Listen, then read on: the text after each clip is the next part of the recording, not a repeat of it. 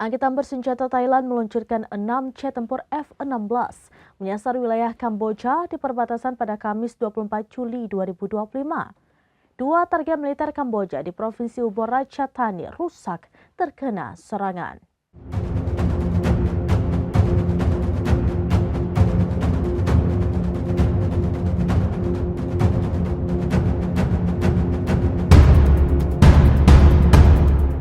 Dua target militer Kamboja di Provinsi Ubon Ratchathani rusak terkena serangan. Kabar ini diungkapkan oleh Kolonel Richa Suksuwanon, Wakil Juru Bicara Angkatan Darat Kerajaan Thailand.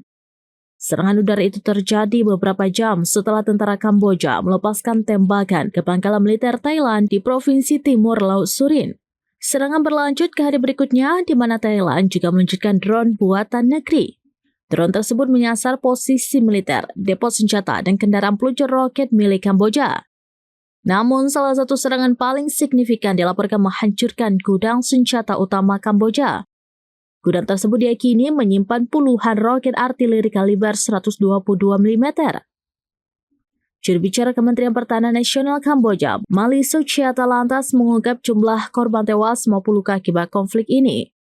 Menurutnya, 7 warga sipil dan 5 tentara tewas dalam 2 hari terakhir.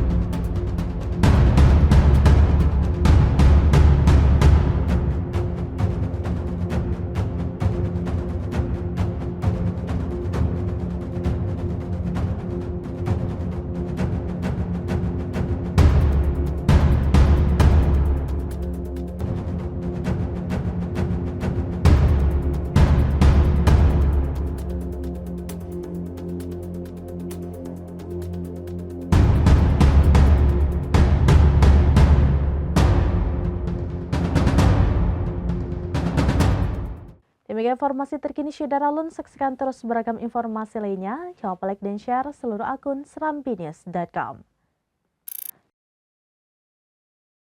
Download Tribun X sekarang, menghadirkan lokal menjadi Indonesia.